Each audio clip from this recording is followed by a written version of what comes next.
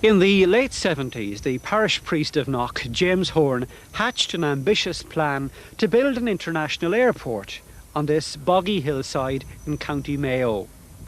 How that dream became reality became part of not just Mayo, but of world folklore. But for 30 years in Mayo, there was a more commonly held dream. All through the barren football years, at club matches and in the back kitchens, men and women talked of one day seeing Mayo play with distinction in an All-Ireland football final. Then in September of 1989, that dream became a reality. On the afternoon of Monday, September the 18th, 600 feet up on the County Mayo hill called Boyarnalira, thousands braved Force 9 winds to make their way to the Connacht Airport terminal. Theirs was a symbolic gesture. Unbothered by the incessant rain, they came to say thanks to the men who had restored pride to County Mayo after 38 unfulfilled years.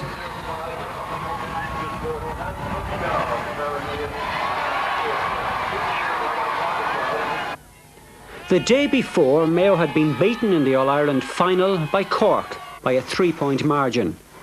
But this was not a welcome home for losers. An estimated 7,000 Mayo supporters were at the airport, and in the 48 hours that followed, tens of thousands more turned out in towns and villages throughout the county to congratulate their heroes. Led by Captain Jimmy Brown and team manager John O'Mahony, they began to file out. And many of them were struggling to hold back the tears. I'm proud of the team, and I would like to thank the supporters. And all I can say is that there's a lot more to come. It's not going to be easy. There are going to be many battles ahead within Connacht and without Connacht. I hope we've done a lot for the G, and I hope we've done a lot for Connacht football. Well done. Lovely to meet you. Well done. Don't know anything about it. Dermot, well done. Well done.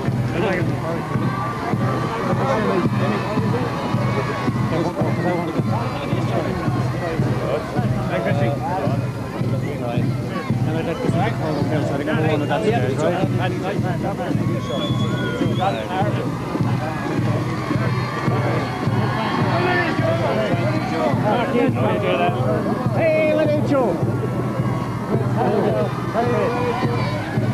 How's the ball there?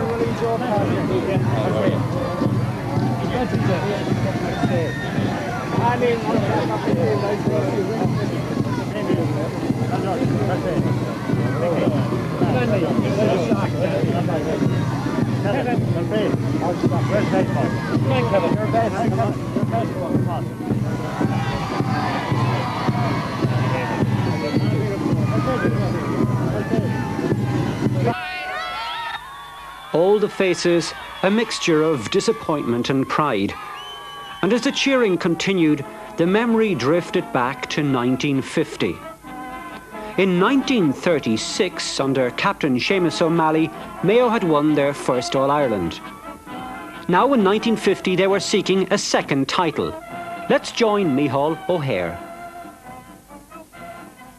Early morning in Dublin on Sunday, September the 24th, was just another day. Even Croke Park is something of a deserted village, but gradually the scene is changing. Trains from all over pour into the stations. O'Connell Street becomes a steady stream of the passing parade. By your colours, colours of the match becomes the cry of the city. Hats for Louth, hats for Mayo. Every county in the country is represented as a throng heads for the ground, and the queues stretch outside the gates. And even here, the enthusiasm becomes obvious. Behind the scenes, there is drama. At the opening of the season, every footballer in Ireland had a hope that he would play in the final. Hundreds were doomed to inevitable disappointment, but after club games, the inter-county tussles, the inter-provincial semi-finals, the Louth and Mayo teams have survived the rocky road to Croke Park. The youth have their moment too, as Kerry and Wexford contest an All-Ireland minor final that sparkled with good football, a contest that augurs well for the football future of these counties. And so to the big game itself, culminating point in the 1950 football championships. Louth, the county which contested the first ever All-Ireland. Simon Dignan, Cavan star of many games, but today the man with the whistle.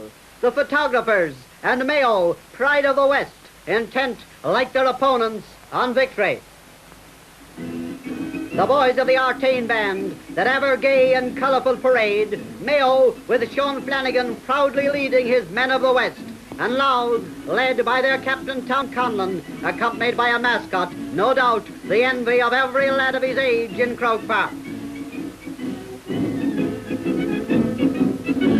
Ceol bin no tire, peladore Louis agus wio, agus fa Brown slew a haling on Clihe go Park o Croking.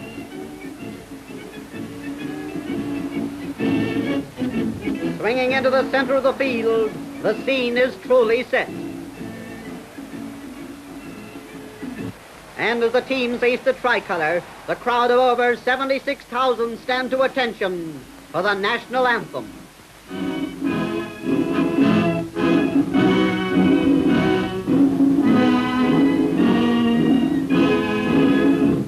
Most Reverend Dr. Quinn, Bishop of Kilmore, is escorted to the field, throws in the ball, and the tussle is on. In a matter of seconds, Nicky Rowe, one of the men from RD, had Louth a point in front. But then, after a series of raids and counter-raids, the Mayo men equalised after 8 minutes. Excitement, if not the standard of play, runs high as a minute later, Mayo lead 1-1 to 1 point.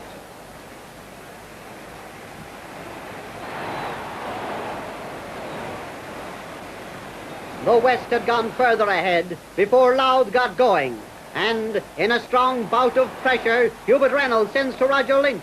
But Mayo's Paddy Prendergast punches clear, and as one of their men of the match, Eamon Mongie, adds bite to the clearance, the situation is saved. Mayo's Carney starts a movement, but very-wearing Pat McCardle beats him, slips, recovers, and sets Louth attacking, all quicker than you can say. The ball has gone wide. Favoured by a good breeze, Louth tests the Mayo defence repeatedly, but shots are not always as accurate as the kickers would like. John Boyle sets Louth attacking again, but Eamon Mongie breaks it up. Now it's the turn of Pat Markey to set the wheels moving. Such pressure is bound to bring results, and goalkeeper Durkin has no chance as Rowe rockets one into the net.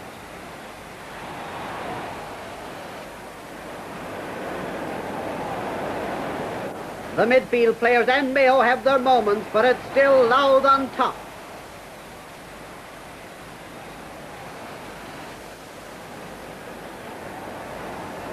A point to narrow the gap.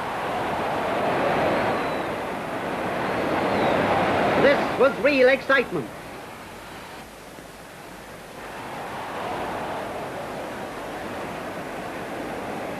Reynolds sells a dummy, but Durkin saves. But in the 29th minute, the sides were level, 1 goal and 3 points each. Could Mayo's defence hold out? In a flash, the answer came as the Leinstermen forge ahead with another point, and they maintained that narrow lead right up to half-time.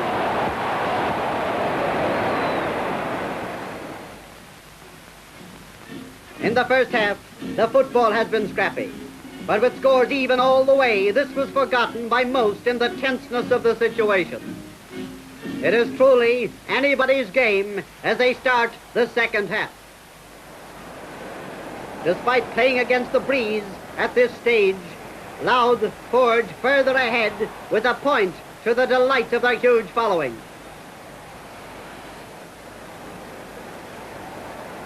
With the pressure really turned on, Mayo's Sean Wynne makes a dramatic full-length save, and seconds later watches another shot go narrowly wide. Gradually, however, Mayo are settling down, and the forwards take their opportunities. Notably, Mick Flanagan's goal, a death blow to Louth's hopes, but a stimulus to the Mayo lads.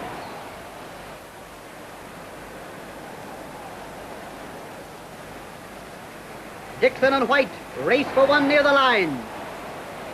Flanagan sends through. The mighty Tom Langan centres a grand one, but Louth's Jim Tufts clears it, only to find Porrick Carney well positioned to renew the western onslaught And Mick Derrick snatches it up and sends it high and straight over the bar for Mayo's 5th point. 2 goals and 5 points to 1 goal and 6. A tally which is really the final score. But the game is not over by any means. Here comes the football we had expected. Here are those final thrills. Only 2 points in it and Mayo in front. Louth battle back, but find a Joe Gilvary from Killala's Broad Bay foiling their bid.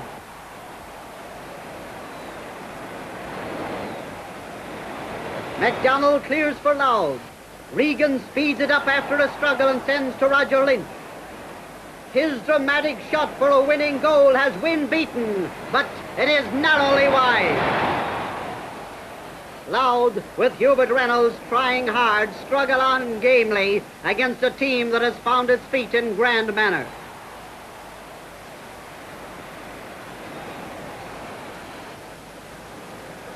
Mayo take up the offensive in winning vein, but find MacDonald a stumbling block. This one looks like a goal, but Mick Byrne gets his toenail to it to save the net. So, with time ticking away and Mayo playing with rediscovered confidence, they maintain their lead. The big heart of the wee county is obvious as Frank Reid and others try to rally. But when the final whistle sounds, Mayo have won their 2nd All-Ireland title by a display of dash and courage that becomes the champion.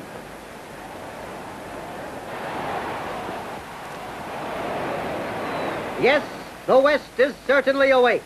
Players are cheered and cheered in victory and condole with in gallant defeat as the crowd storms in from all possible angles. And then eyes turn to the Hogan stand. Mr. McFerrin, the Vice President of the GAA, presents the cups to Sean Flanagan of Mayo and Kerry's minor captain, Michael Brosnan. And so, the curtain falls on another chapter of football history. The following year, Mayo were back in the final. Again, they would face the Leinster champions, on this occasion Meath. So let's join commentator Micheál O'Hare for the story of that game. And what a glorious scene it is as we look down on the 78,201 people who have come to see the Battle of the M's. M for Mayo, M for Meath.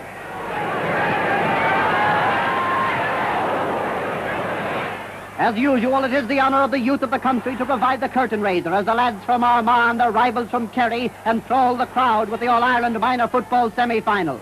It's a game of keen, close football, devoid of frills, but packed with thrills as the lead changes in startling fashion. The field is cleared as the crowd awaits the coming of the rival senior teams. On the Hogan stand, many personalities of the political, ecclesiastical and diplomatic world view the colourful scene below. Agus níor bhada go dagan an tóchtarán agus Banny Cali. And then the teams themselves, Mayo wearing the white of Connacht and Meath the green of Leinster. To whom will victory go? Can Meath, our football ambassadors to the United States, recover the title they last held in 1949? Or will the Mayo men retain the title they took in 1950? Referee Bill Delaney of Laois tosses the coin. And so to the parade, led by the Arcane Boys Band, colourful and part and parcel of the long-established ritual of Croke Park. The men of the West, the lads from Meath.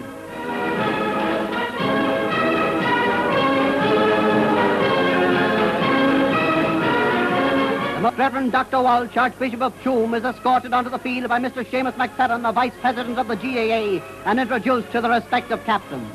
And then, as players and officials face the tricolour, the national anthem is played.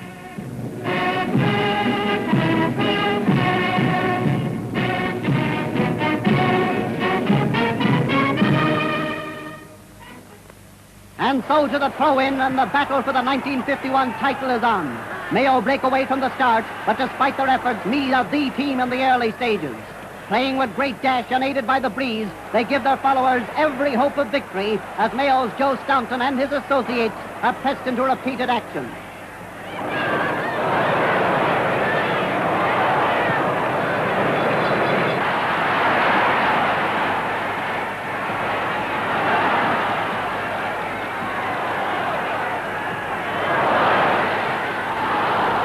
Tom Langan tries to get through for Mayo, but Meade's defence is rock-like. The Leinster team has scored in the opening minute, and here they come, back for more.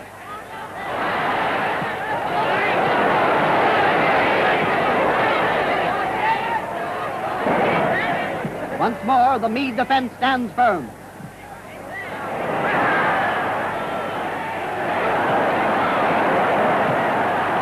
The ever-active Tom Langdon gets the ball in his hand and crashes his way through for a goal that does much to put his county on the road to victory.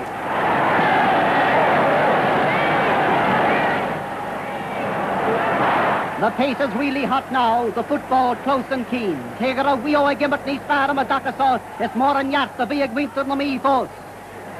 A strong Meade attack is repelled by Sean Flanagan, whose clearance is picked up by Meade's centre-field man Des Taft, and he makes no mistake.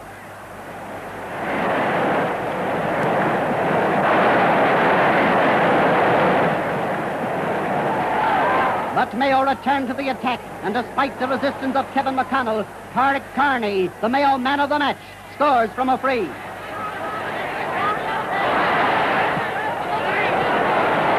It's still a Western offensive, but it's without reward at first.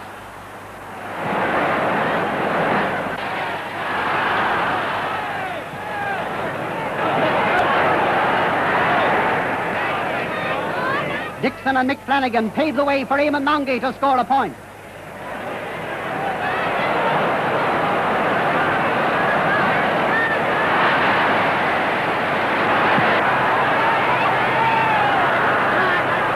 The other arena gimmert go Dean and Ish, because Kegel a wee o con Pussig, near Vishakar Mishnak no me false.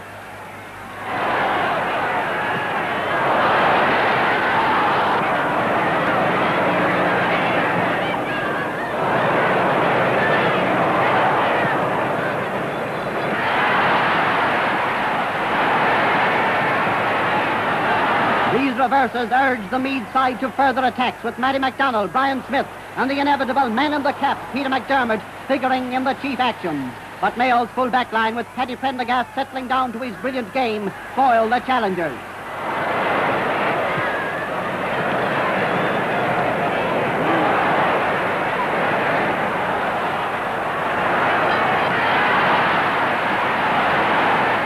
Brian Smith and Paddy Meagan are in the thick of the fray, as always. And now for the movement that brings Mayo's second goal, as Dixon passes to Sean Mulderrig. He gets the ball through to Joe Gilvary, and he sends through his goal to make the half-time score. Mayo, 2 goals and 3 points. Meade, 8 points.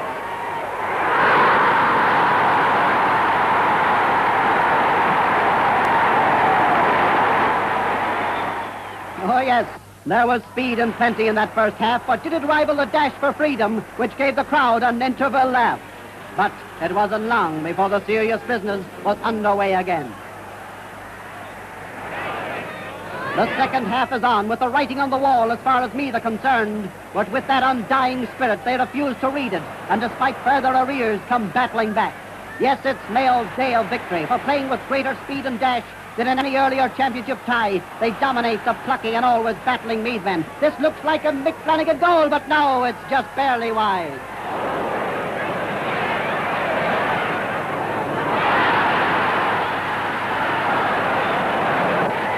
Here they come again. Flanagan beats Micheál O'Brien, passes to the centre, and he's there to take it himself. Up goes the mighty Paddy O'Brien, and down he goes. But did he fall, or was he pushed? Frankie Byrne tries hard for Meath, and from a free he narrows the gap.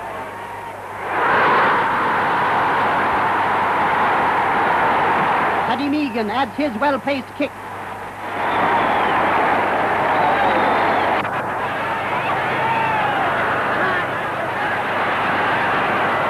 But soon, Mayo take up the attack once more for Joe Gilvary, despite the attentions of the back, to send over the bar.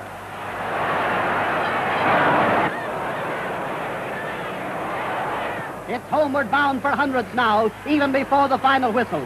And when this does go, it's a signal for the crowds to surge onto the field to cheer the victors. And while praising the winners, let us not forget the great sportsmen of Meath, defeated yet honored too. while on the Hogan stand, Mr. Vin Donoghue, a vice president of the GAA, presents the Sam Maguire Cup to Sean Flanagan. And as the crowds look on, the Mayo officials are happy with the smiles of victory. We move forward from those glory years to June the 25th, 1989, when Mayo's attempt to retain their Connacht championship began. At a windswept stadium in Tuam, they lined out against old rivals Galway. Kevin McStay, back after injury, would be on the field for no more than 5 minutes. And as commentator Ger Canning predicted, the elements would limit good football. You'll gather it's a very blustery afternoon here in Tuam, and that wind blowing right across the park, really, into the faces of the fans here on this side of the field. I would estimate a crowd around about 13,000 here. Willie Joe Padden battling with Kevin Walsh at midfield. The very tall Walsh playing it forward. This is Michael Gavin. And that's curled in delightfully over the bar. And that wind will howl across towards that side of the field. Gavin keeping it nicely in play to Gay McManus, and it's over the bar. This is a very good stop by Galway.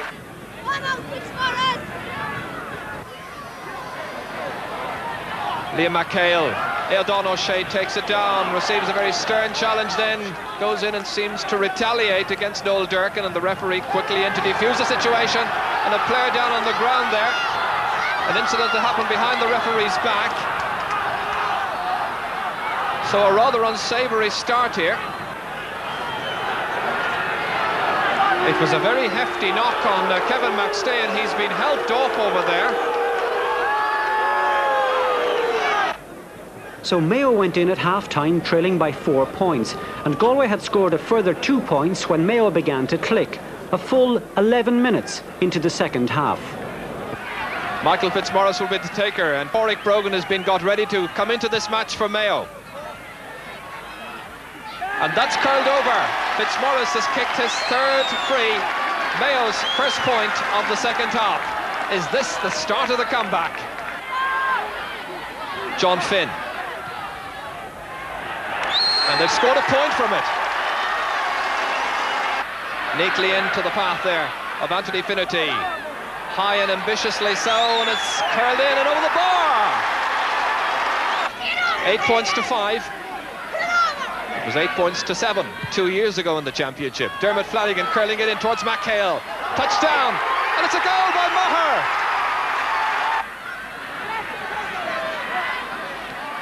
This time it's a short one to Noel Durkin. Pursued by Aidan O'Shea, off balance, he hits it high, sublimely over the crossbar, and Mayo have hit the front for the first time in the match.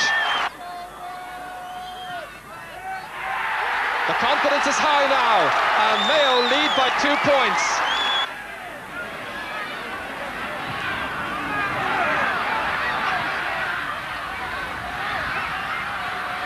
Liam McHale again.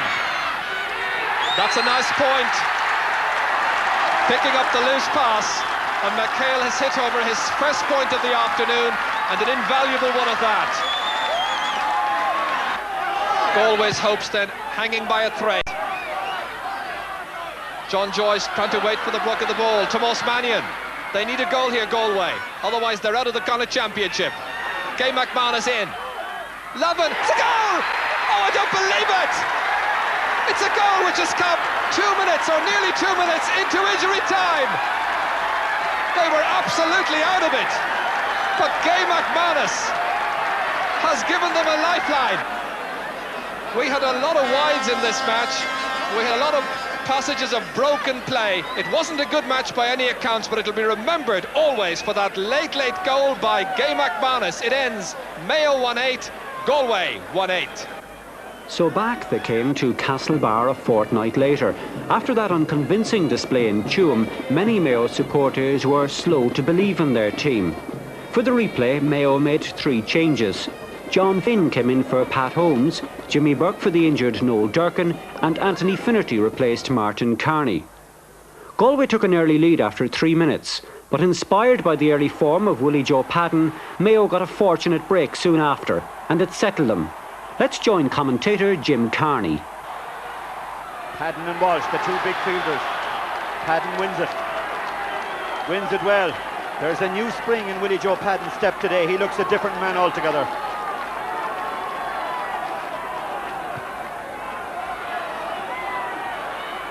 Anthony Finnerty, well caught by the Mayo man.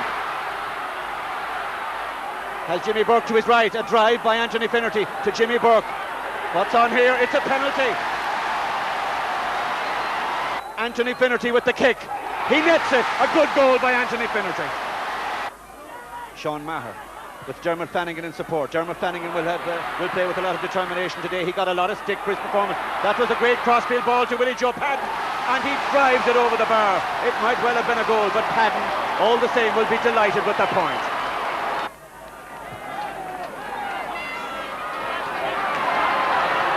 Mayo with their tails up now. Liam McHale, so influential. A great ball into Sean Maher on the run. Sean Maher, the chance of the point. That was a very good kick. It was also a very good run by Sean Maher, and a very good pass by Liam McHale. In the middle of the field, Damien Tumman for Galway. He's been very quiet in the earlier aerial exchanges, giving best to Padden and Maher. But a chance here for Michael Gavin. A great save by Eugene Lavin. It might still fall for Michael Brennan. To Kevin Walsh. There's only a point. In fact, there isn't even that. It's gone wide. That was a golden chance for Galway. Oh, what a miss that was by Michael Gavin. Michael Fitzmaurice from Mayo. A good ball. Well, the angle suited him really. He was looking up, he judged it nicely, and he got the point. 2 points in it as we come up to half-time. 1-4 for Mayo, 5 points for Galway. Liam McHale down towards Sean Maher. There's a man free to his left if he can find him. Sean Maher looking for the point and driving it over the bar. A good ball by Sean Maher, who has done some very good things in this match, but he's had quiet spells too, and Mayo, the flags aloft again. That Mayo point by Sean Maher coming in 1 minute of time added on.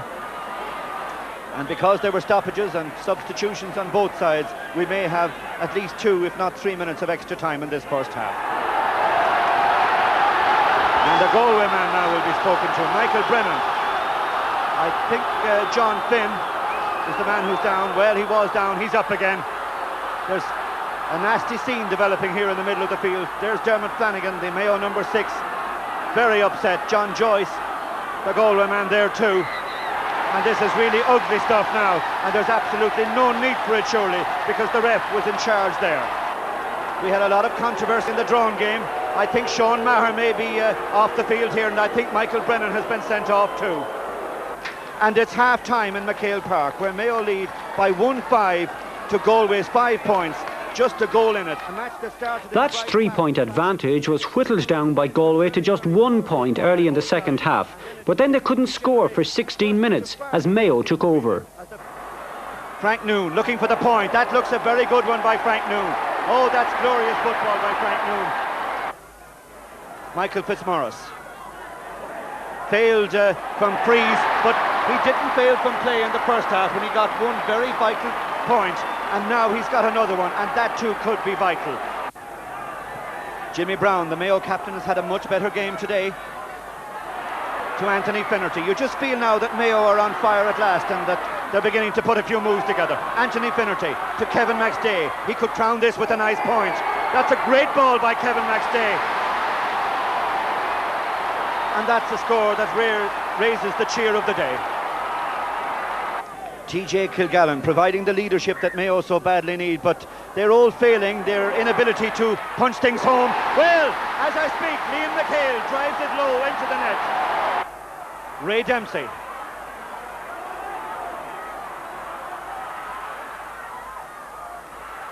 Jimmy Burke. Trying the sharp angle. Well, it's flagged. It's flagged as a point. There are a lot of people in McHale Park who wouldn't bet on that one being a point, but it's gone up on the board anyway.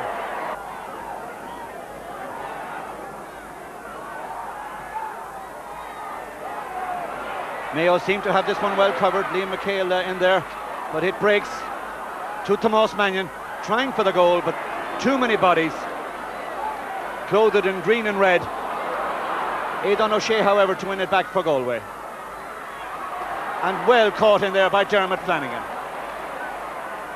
And Mayo supporters will take Dermot to their hearts again after being quite critical really about his performance the last day. But Dermot, a good pro in the old-fashioned sense, and there's always a good display to follow an indifferent one.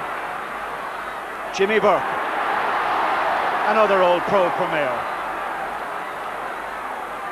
Rounding Michael Gavin with ease, giving it to Michael Fitzmaurice. Mayo would like to crown this with the score, and they do. Fitzmaurice, the man who got it. Ray Dempsey in support. Gives it to Anthony Finnerty.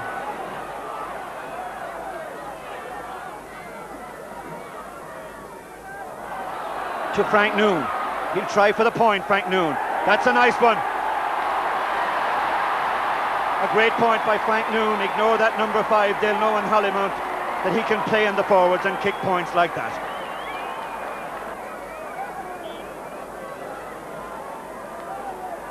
Mayo are heading now to the Connacht final, which incidentally will be played in Castlebar.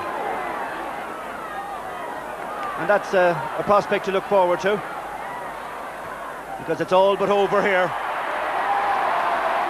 Though Dermot Flanagan will cherish the memory of that one, and he's calm and composed about it. So Mayo ran out winners by 2-13 to 1-8. But many of their supporters weren't at all convinced by the performance. Some of the commentators were quite scathing. One journalist wrote how the game made great holes in Connacht football credibility as a potent force with genuine All-Ireland ambition. But despite the doubters, Mayo were through to the Connacht final. They would meet Roscommon, who had coasted past Sligo in their semi-final meeting. Once more, the commentator is Jim Carney. Junior McManus, beaten to it, however, by Aidan Lavin. Lavin, a great GA name in Sligo, down through the decades. Not such a good delivery, however. Put out by Seamus Killorn, looking for Paul Early and Tony McManus. The twin threat in the Roscommon full forward line. A great ball by Tony McManus into Junior McManus. Can he find Michael Donlan to the right? Junior McManus will perhaps try to finish this one himself. He does!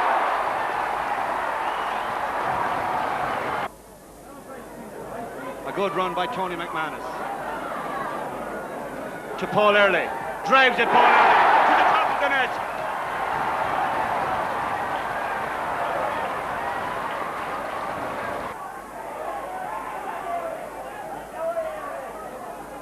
In the middle of the field, Paul Hickey for Roscommon. A good ball in towards Tony McManus. Can he get first one on it? Can he drive it? Yes, he can. Tony McManus. Is it fair to suggest that while you have a very good panel and a football-mad county, that the real question mark about Mayo is whether they have the character, whether they have the spirit in them to do well, to win a Connacht final and to go further?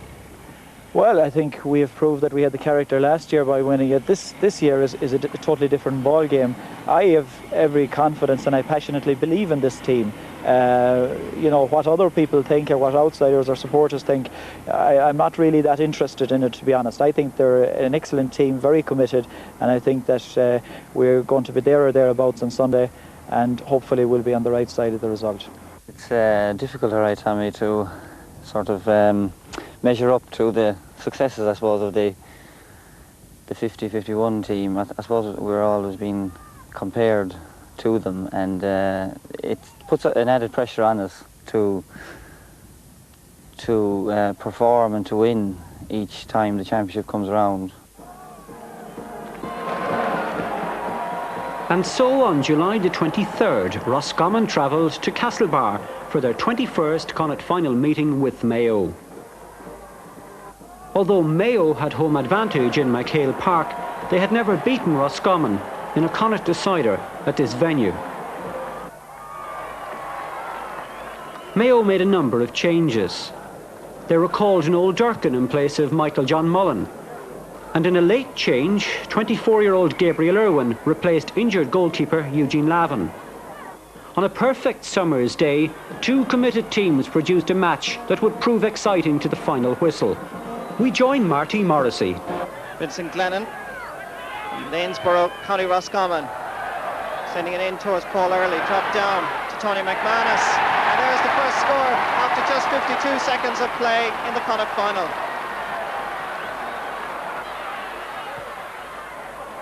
curly-haired man from Waigona, sweeping it across to his colleague in the full forward line, Kevin McStay. And basketball-styled, controls it well, despite being held there by Des Newton. A free for Mayo, and immediately referee Mickey Kearns having a word with the left corner back on the Roscommon side. This is Michael Fitzmaurice with the effort, and it's successful. Good score. The sides are level in Castlebar. This is Vincent Glennon with his second attempt, and this time it's very successful as Roscommon take the lead here in Castlebar. Dermot Flanagan, experience so vital in a Connacht final, and he shows just how valuable the experience is when he slots that one over Kay Sheeran's crossbar. Well gathered by Jimmy Brown, captain of the Mayo side, hoping to lead his side to another Connacht Championship title. Liam McHale, the crowd respond every time this tall man gathers the ball. This is Kevin McStay, trying to get past Des Newton. Still McStay, showing lovely skill. Has he the accuracy? He certainly has. A fine effort by the man from Ballina.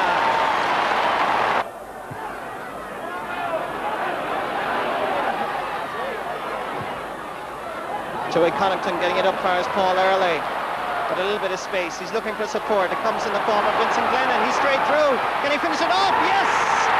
Oh, superb score by Vincent Glennon. The young man from Lanesborough, a student in Maynooth, has put Roscommon ahead. The break comes down to the Roscommon man. It's Donald Brady from Elfen, giving it inside to Michael Donlan. Joining him is Dennis Carney. Donlan sending it one in to Paul Early, and a fine effort indeed over the crossbar, and once again the white flag has been raised for Roscommon.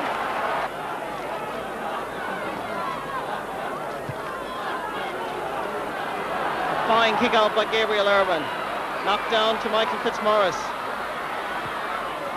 Swinging play over towards Anthony Finnerty, looking for a colleague, and he finds him. Fine ball indeed to Noel Durkin, and that's a good score. Frank Noon with the sideline ball, gives it to number 5, Jimmy Burke. Unfairly challenged possibly, but Mickey Kearns waves play on. Comes back to Michael Fitzmaurice. It's high. It could well reach the ozone there, but it has certainly reached the crossbar and over it. A fine point for Mayo. A right-hold battle going on between these two fine players. This is John Finn from Mayo Gales. Willie Joe Padden, added to and given to Kevin McStay. Giving it inside, back to Padden. This is looking good for Mayo. Still Padden, and over the bar. The sides are level. So with just 5 minutes left in the match, at least in the first half, here's Michael Fitzmaurice with an attempt to put his name on the scoreboard for the third time and put Mayo ahead, and he's done it. Good score from Michael Fitzmaurice, the man from Lacken.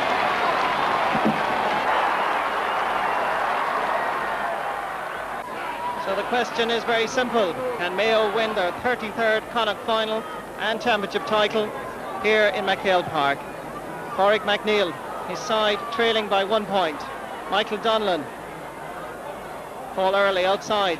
Comes instead to Donald Brady with the equaliser after just 21 seconds of play in the second half. This is Noel Durkin to Willie Joe Padden with a splendid point. Mayo go back in front, and Mayo now going to bring in TJ Kilgallen, obviously fully recovered, as Tony McManus tries to open up a gap in the Mayo defence. Unsuccessful on this occasion. Maybe Seamus Killoran can do it. He certainly can. And lovely score. Break comes to Kevin McStay, to Liam McHale. Willie Joe Padden calling for it. Still McHale. Now Willie Joe has it, or has he? Well tackled indeed by Johnny Dowd. As Michael Fitzmaurice from Lacken going for point number 4. And Mayo's number 9. Mayo 9 points, Roscommon 1-5. Well gathered indeed by Seamus Killoran. onto John Newton. This is Joey Connaughton. Good ball inside towards Tony McManus.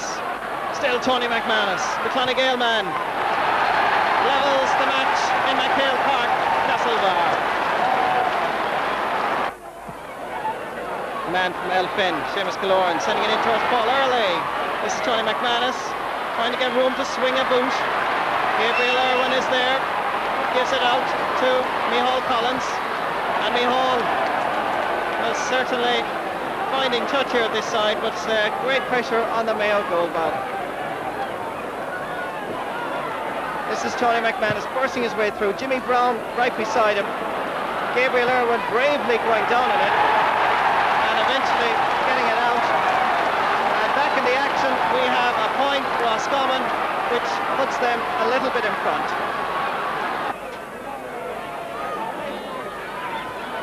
So Michael Fitzmaurice, all Mayo eyes looking on him as he sends it over the bar.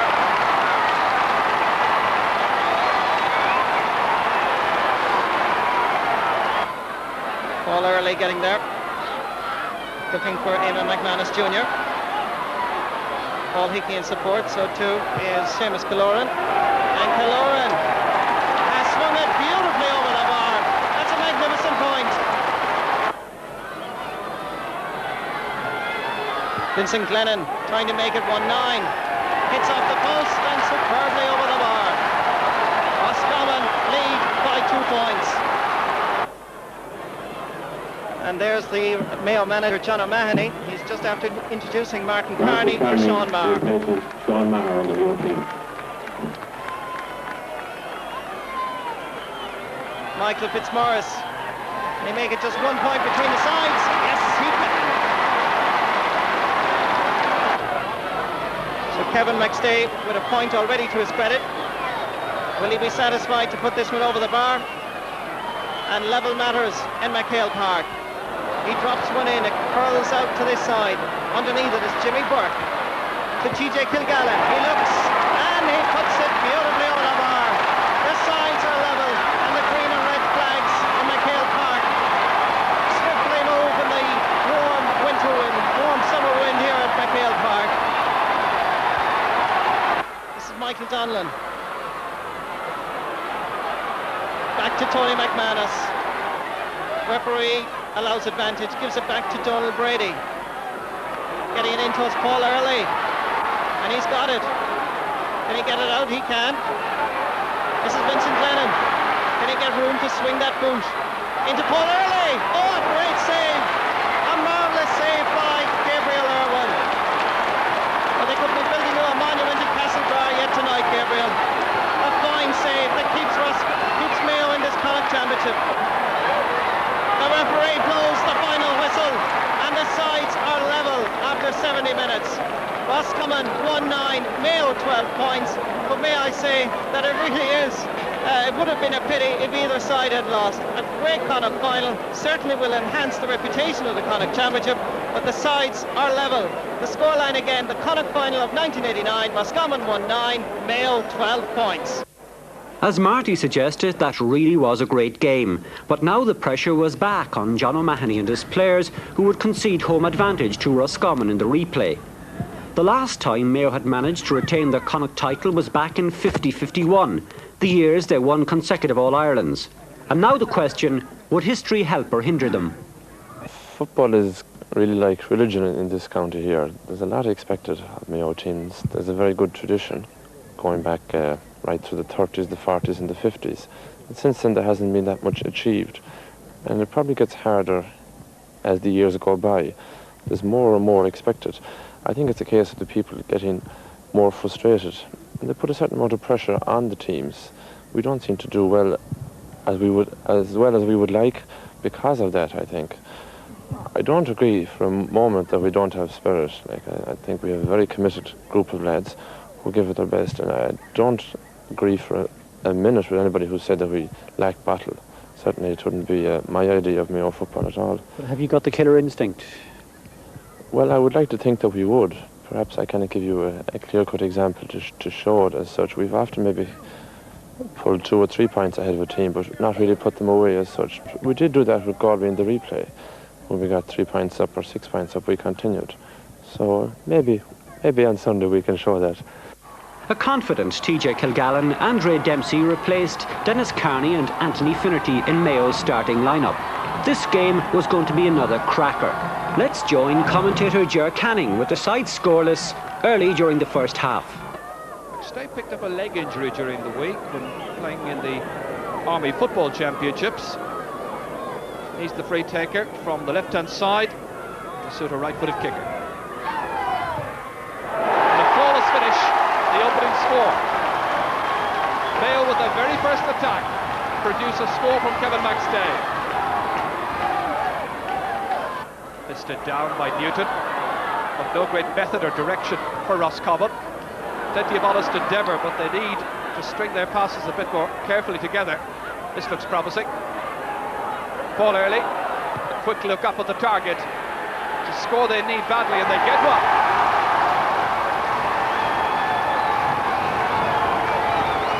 Paul Early finally breaches the on-pass. 12 minutes gone in the first half.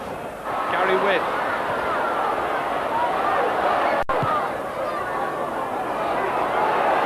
TJ Kilgallen under it. Drops down to John Finn. Interesting that Mayo are opting to kick that ball as long as possible from midfield rather than play a shorter football. Here's Maher. It's another good illustration of that as Des Newton's in trouble. Willie Joe Padden seemed to be tripped. Referee allowed an advantage and it comes off and Mayo go back in front. Donald Brady towards Paul Early. Roscommon looking for an equalising score. And the referee is going in, and I wonder what the signal is. Could it be a penalty? I think it is. It's a penalty. That's an interesting decision. Was he held as that ball came across? Peter Ford jumping with Early. Was there a little nudge? The fullback was there first. Must say I didn't really see anything. Perhaps he was held there, yes. Tony McManus is going to be the taker of the penalty. Slotting it away with consummate ease.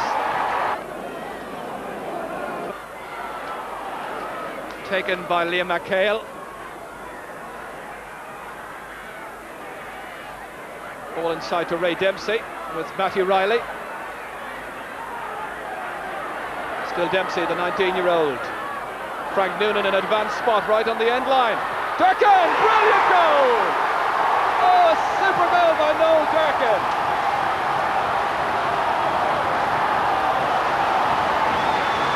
Just 4 minutes after the Roscommon penalty goal. Dempsey fed it inside to Frank Noon. Look where the number 5 was. Lovely flick back. And watch for Durkin coming in at around 50 miles an hour and a crashing drive to the back of the net. That was a really fine score. Nearly 28 minutes gone. Vincent Glennon, a chance to put over his first free, having missed an earlier one. And this time it's a perfect finish. John Finn is up there once again. Jimmy Burke losing the full back. Dowd gets goal side. Holds up his progress. Here's McHale. And it's over the bar from Liam McHale.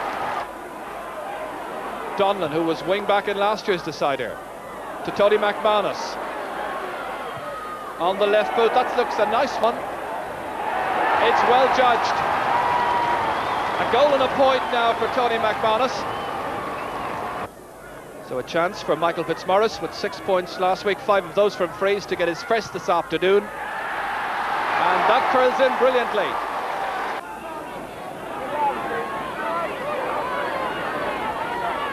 TJ Kilgallen back in the Mayo colours following a lengthy layoff through injury. Des Newton picking out Junior McManus. Here's Tony McManus back in for Junior, his cousin and clubmate. Good run forward. The support is from Paul Early. And that's a fine start to the second half by Paul Early. Kilgallen towards Willie Joe Padden. Such great understanding between the tall players down the centre. They've been the architects of much of their success so far. Michael Fitzmaurice, former captain of the Mayo minor team, All-Ireland winners in 1985. Left-footed kick once again, and the sides on level terms. This should be an easy one for Kevin McStay, as he bids to give Mayo the lead once more. Deep intake of breath. In front of around 17,000 fans. That's the case. Mayo 1-6, Roscommon 1-5. McStay can put 2 points between the teams 14 minutes into the second half if he slots this one over. A bit further out than the last one he hit. Kept in play, however. Down to Jimmy Burke, and that's over. TJ Kilgallen drops it to Paul Early. Roscommon needing a score badly. Tony McManus. Oh, that's a good one. An injury to a Mayo player. Frank Noon, I think, is the one. Frank, who brilliantly set up the goal for Noel Durkin in the first half, in considerable distress. Frank, not a player who feigns injury like this. Runs an outdoor pursuit centre here in County Mayo. John O'Mahony, along with the team doctor there. And this is the incident again that led to that. He stumbled as he was pushed by Vincent Glennon. Went down rather awkwardly. And Michael Fitzmaurice and Willie Joe Padden, together with the team official, Tom Riley there as well, helping Frank Noon off. And Micheál Collins is the one who's going to replace him.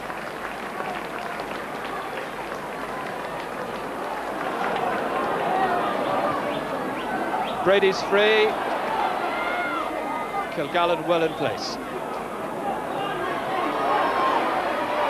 Nice fetch by Liam McHale, a real delightful player to watch. Held up by Des Newton. Quite a blatant foul that time by Des Newton. And Michael Fitzmaurice can penalise that indiscretion and put 2 points between the side again. Well, he's brought free-taking to a very fine state-of-the-art, a very reliable place kicker. John Finn, down to Jimmy Burke. Great catch ahead of the fullback. This is Finnerty, just on as a sub. And he takes the point sensibly. The fullback, full forward rather, did so much to engineer that score.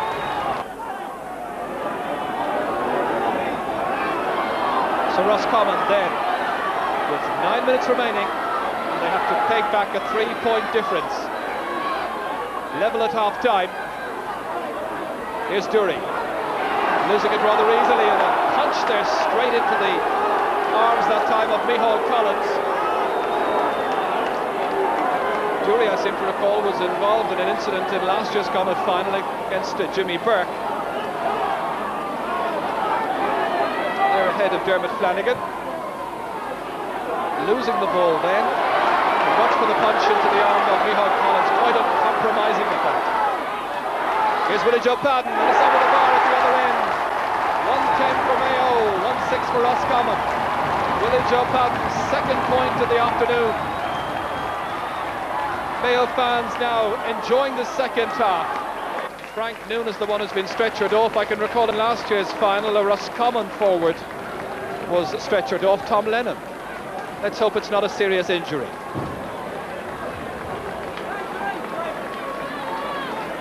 Well, some of the others have taken frees without much success, so Vincent Glennon once again takes over responsibility. He's got one for the afternoon so far. His team trailed by 4. Well, under pressure he's done well. That's 1-7 now for Roscommon, 1-10 for Mayo, and Glennon's second point comes with 6 minutes to go. Here's Liam McHale looking up. Here's McStay. He's down injured a little while ago. That drops down from the clouds, and it's a lovely kick. McHale's second point. That might well seal it now for the champions. Mayo bidding to retain the title for the first time in 38 years. Roscommon with 2.5 minutes to go on my watch, although there may be some time added on. 4 points the difference. Glennon, I'm sure, will try to tap this one over. Just a goal between the teams, and remember, there would be extra time if the sides finish level.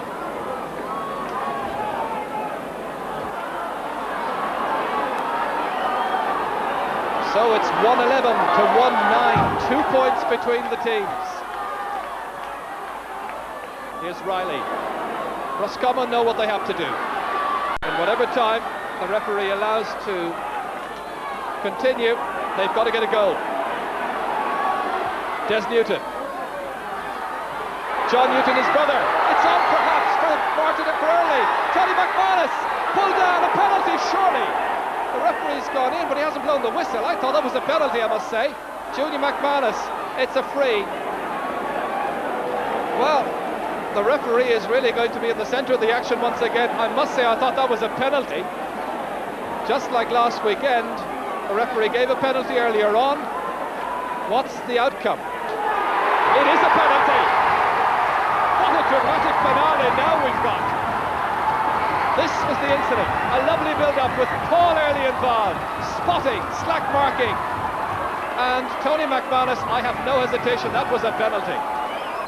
Tony McManus, can he win this one for Roscommon? He's put it away!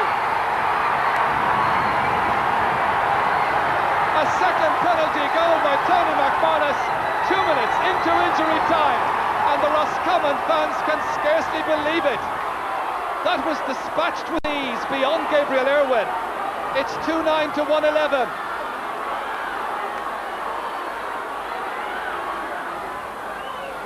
So now it's up to Mayo to respond, needing a score, and the referee's whistle is sounded as Micheál Collins rattles the back of the net, but there's no advantage allowed.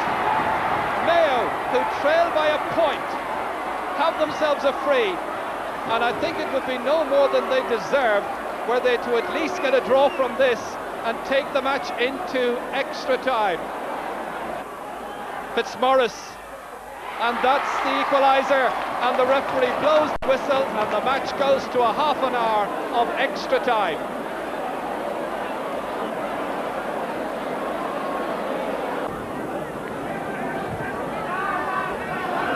Newton again, superb one-handed ahead of Sean Maher.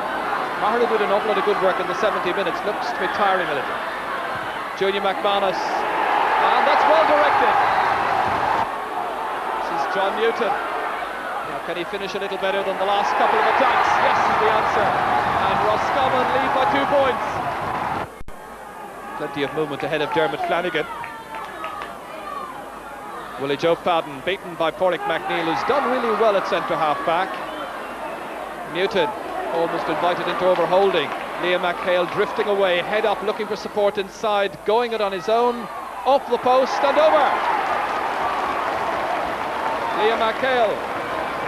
Here's Connaughton, the ball carrier. Brady is there to receive the pass. Tony McManus. And another neat strike by Tony McManus. Now the scorer of 2 goals and 3 points. A fine return in this, the anniversary Connacht final of the 21st involving Mayo and Roscommon. Junior McManus. Peter forward. It's run on to Tony McManus. And he's put it over the crossbar. 2 goals and 4 points now for the player who was injured as he was going through on that occasion. A nice score. It's quite a battle. And whoever wins the Connacht title is going to have it well earned. Run forward by Brian Kilkelly. Can he make a difference? Into Willie Joe Padden. Finnerty. It's a goal by Anthony Finnerty.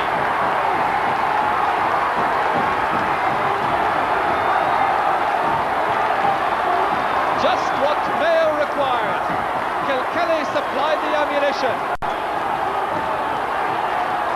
Padden was there as well. It broke to Finnerty. He was being held, but he persisted, and that persistence paid off. And now Mayo have something to cheer about. The sides level again.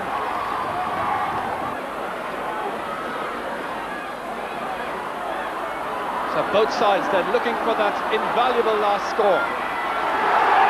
Seamus Calloran overcarries, turns towards the free to Mayo, which Kilgallen takes towards Willie Joe Padden.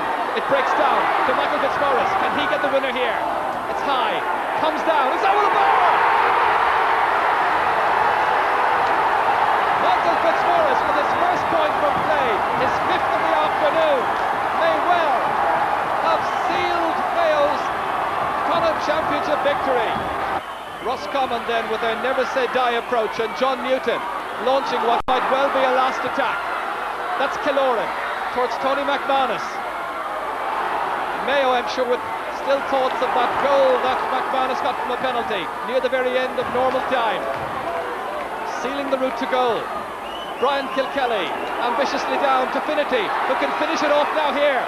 This is McHale. That's Jimmy Burke.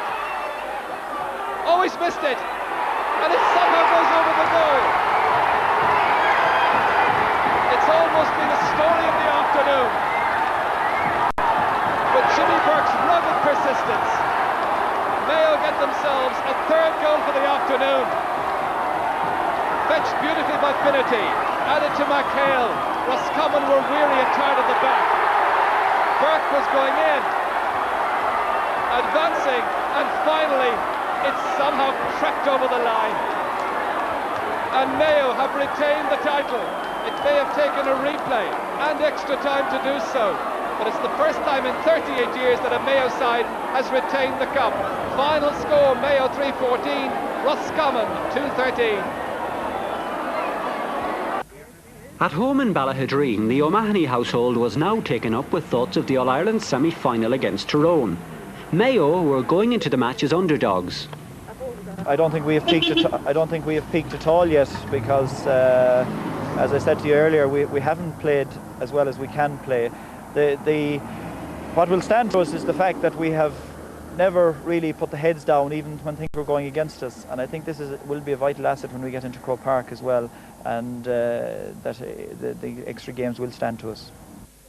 In Belmullet, there was only one topic of conversation: football. Erris now had two members in the team: goalkeeper Gabriel Irwin and, of course, Willie Joe Padden. How about this reputation you have? Your team captain, Jimmy Brown, was telling me that you're called the Ian Botham of Mayo. Well, some of the boys call me that, all right, yeah. I don't think, maybe there's a slight resemblance, yeah, but his paychecks didn't get mixed up with mine yet, anyhow.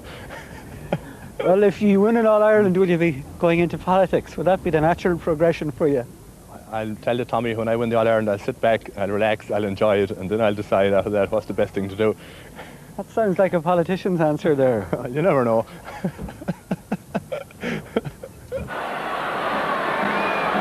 So the referee making sure that everything is just right.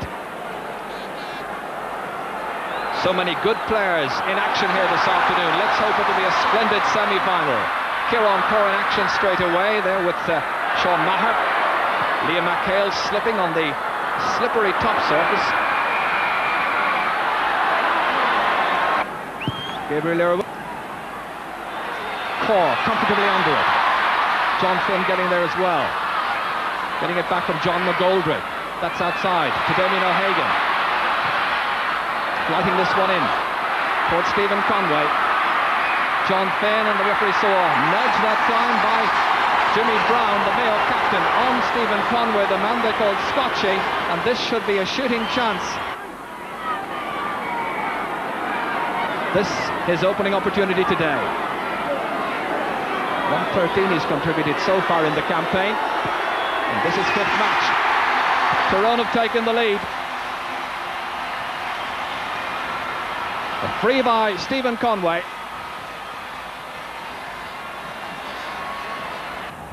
Seamus Aldrich has had a good start to this game. They say referees in Gaelic games need eyes in the back of the head. Well, today Seamus has seen a few things that few others at Croke Park have seen, and he's been right on each occasion. Well done, Seamus. Harry McClure here. Good dummy, rounding Noel Durkin. The high lead by Stephen Conway, twisted away by Jimmy Brown. Damien O'Hagan regrouping well. This is Kevin McCabe, so often a match winner in the past. Wing back the last time they played here in the semi-final. O'Hagan trying to go around Sean Maher. Referee says play on. This is McClure trying to knock one in high, blocked down by Maher.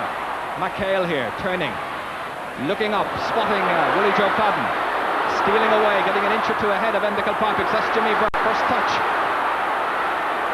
A strong and resourceful full forward is taken down by Plunkett Donaghy, about 35 metres out to the right of the posts.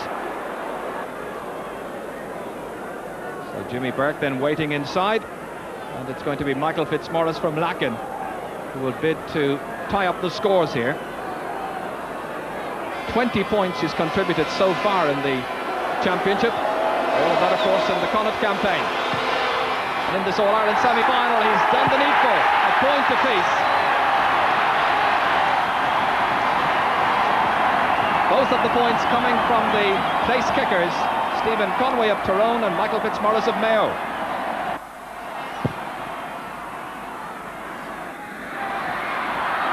Breaks down to Durkin from that midfield. To Finnerty. Dermot Flanagan advanced. Punting it forward. That's Willie Joe Padden. Nice spring in his step as he tries to play it inside to Burke. Good combination. Jimmy Burke looking for some leeway, and he's put it wide. The best move of the match so far. I wonder to what extent this semi-final will be determined by the ability of the place kickers. Taken short by Conway, and the return from John McGoldrick. This is Plunkett Donaghy running it towards TJ Kilgallen. Striving not to commit the foul. Belted away by Jimmy Brown. Willie Joe Padden galloping out there about 45 metres high. Challenge by McClure round the neck. And the referee with the arm raised, signalling the foul to Willie Joe Padden. This is McHale advancing menacingly. Kicking and putting it over the bar, and Mayo go in front for the first time in the match. First point from play as well, and the man from whom so much is expected, Liam McHale, the basketball international, giving them the lead. McConnell's kick out from the 20 metres towards Plunkett Donaghy. John Finn gathering, however. Mayo sensing now that they can maybe take this fight forward in these few minutes of this match and get some more scores, vital scores maybe at the end. Fitzmaurice, good darting run to Finnerty, trying to round Sean Donnelly. Defenders there, however. Raymond Monroe, not a good clearance. That's Fitzmaurice backing up dangerously, and it's McGoldrick away on the far side. That could have gone just about anywhere to a congested midfield, but it's congested with the green and the red. McHale here. Dermot Flanagan, look where he is, the corner back. And that's his third point in the championship. 2 in Connacht and now 1 in the All-Ireland semi-final. Well, the son of Sean Flanagan, who figured in Mayo's sides, who put back-to-back championships in 50 and 51, and he's done it as well. Kevin McCabe moved from right corner forward to a deep left half forward. Flanagan went with the man-to-man marking, and it was counterproductive for Tyrone because Flanagan was able to take the point. So far from suiting Tyrone, it was a Mayo ball all the way down. McClure, that's a dangerous one. Could have gone anywhere from Gabriel Irwin. John Finn, delighted to see that one come his way. That was a most unusual pass inside, and not the most confident of punches away. Stephen Conway. First time he's facing a Mayo team in his football career this afternoon. Sideline ball. Dangerous. Irwin, and there was some pushing.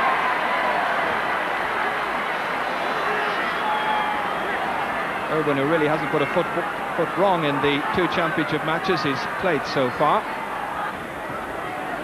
Irwin's kick out, an interesting one, because Maher made a run. It was a low enough kick out, but well read by Maher. That's Sean Donnelly, brilliant defending ahead of Finnerty. Plunkett Donaghy. This is John McGoldrick once again, the player who played in that last pass intended for Kieran Paul. This time, Eugene McKenna breaking it down to David O'Hagan. Oh, good save! Not out of danger yet, McKenna.